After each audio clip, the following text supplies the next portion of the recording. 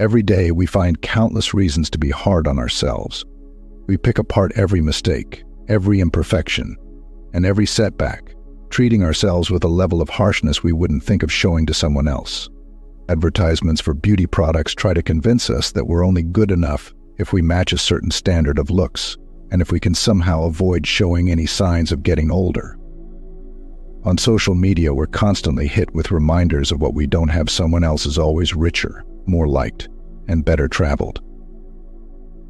We all carry a voice within us. Sometimes it's a gentle, reassuring guide. Other times it can be surprisingly harsh and unforgiving. This inner voice shapes how we see ourselves and our place in the world. Unfortunately, many of us find that this inside critic gets far more airtime than the loving, compassionate side. Let's explore 5 ways to be a little kinder to ourselves. Number 1, speak to yourself as you would a friend. It's easy to fall into the trap of being your own harshest critic, often talking to yourself in ways you would never dream of talking to someone you care about. Yet when you start treating yourself with the same kindness, patience, and understanding that you offer to your friends, something shifts inside you. Imagine a friend coming to you weighed down by their mistakes or drowning in self-doubt. You wouldn't point them out or highlight their flaws. Instead, you'd offer words of encouragement, focus on their strengths, and remind them of their worth. This is the essence of self-compassion and the core of speaking to oneself as to a friend. This approach not only softens your inner dialogue, but also builds a nurturing relationship with yourself. It teaches you to be forgiving, to recognize that making mistakes doesn't define your value, and to appreciate your journey with all its ups and downs. By doing so, you cultivate a sense of inner peace and resilience that supports you in facing life's challenges with grace. Number 2, embrace your imperfections. Often you might view your flaws through a lens of criticism and shame, seeing them as obstacles to your worthiness. However, embracing your imperfections involves recognizing them not as faults but as integral parts of your unique story. Your imperfections make you human. They are a testament to your journeys, battles fought, lessons learned, and the resilience you've built along the way. Instead of hiding or being ashamed of them, acknowledging your imperfections can be a source of strength. They remind you that growth comes not from perfection, but from the courage to face your vulnerabilities and work through them. When you begin to see your imperfections as features that add depth and texture to your being, you shift your perspective from one of self-judgment to one of acceptance. This doesn't mean you stop striving to improve yourself, but rather that you do so with kindness and understanding, recognizing that imperfection is part of the human condition. Embracing your imperfections also allows you to connect more authentically with others. By sharing your true self, flaws and all, you give others permission to do the same. This can deepen your relationships and create a sense of belonging and community. Number 3, identify your needs and meet them. Often you might prioritize the needs of others above your own, either because you believe it's expected of you or because you're trying to be considerate and caring. However, consistently neglecting your own needs can lead to feelings of emptiness, resentment, and burnout. To truly care for others, you first need to ensure that you are cared for and that your own cup is full. Identifying your needs requires a deep and honest conversation with yourself.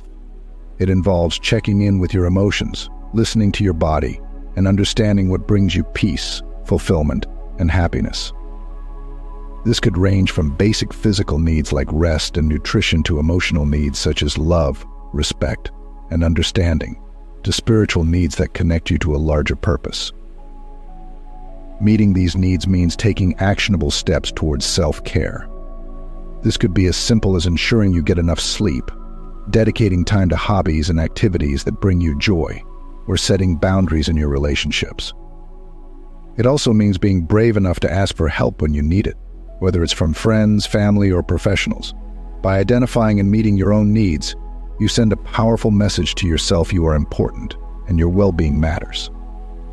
This practice not only enhances your relationship with yourself, but also models healthy self-care practices for those around you. It encourages a lifestyle where self-compassion and mutual support coexist, fostering a community where everyone's needs are acknowledged and respected. Number 4, celebrate even small wins. In our fast-paced world, it's easy to overlook the small achievements as we chase after larger goals. However, it's the accumulation of these small victories that paves the way for significant changes and progress in our lives. Acknowledging and celebrating small wins does several things for your mental and emotional well-being. First, it helps to build momentum. Just as a series of small steps can lead to a great distance over time, recognizing each small achievement fuels your motivation and encourages you to keep moving forward. It's a reminder that progress, no matter how small, is still progress. Second, celebrating small wins boosts your self-esteem. It reinforces the belief in your capabilities and strengths, reminding you that you are competent and capable of achieving your goals. This practice shifts your focus from what you haven't accomplished to what you have, helping to cultivate a sense of gratitude and contentment. Third, it encourages you to practice mindfulness and live in the present moment. By taking the time to recognize and celebrate the small things, you become more aware of the present and learn to find joy in the journey, not just the destination. Number 5, learn to say no. It involves recognizing and respecting your own limits and boundaries, which is essential for maintaining mental, emotional, and physical well-being. Saying no can be challenging, especially in a culture that often values self-sacrifice and busyness as badges of honor. However, spreading yourself too thin not only leads to burnout but also prevents you from dedicating time and energy to the things that truly matter to you.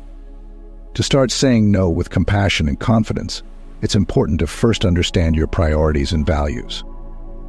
What matters most to you? What commitments, activities, or relationships nourish your soul, and which ones drain it? By gaining clarity on these questions, you can make decisions that align with your true self.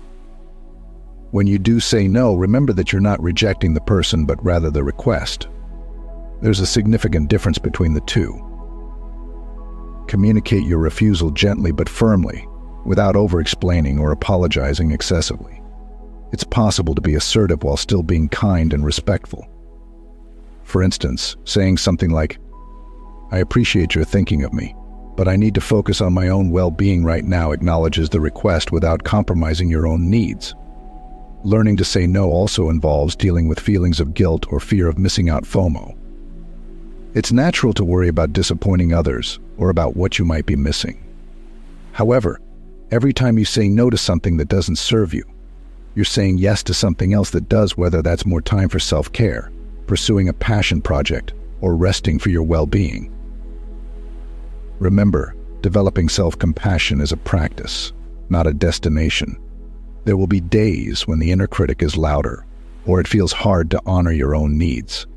That's perfectly okay. Instead of giving up, remind yourself that every act of kindness, no matter how small, gradually rewires your brain and shifts your relationship with yourself. This is where the real transformation occurs. I really hope you learned something valuable in today's video. If it resonates with you, please share it with someone who might also benefit from it. I'd love to hear your thoughts and experiences, so feel free to drop them in the comments below. As always, wishing you a beautiful day.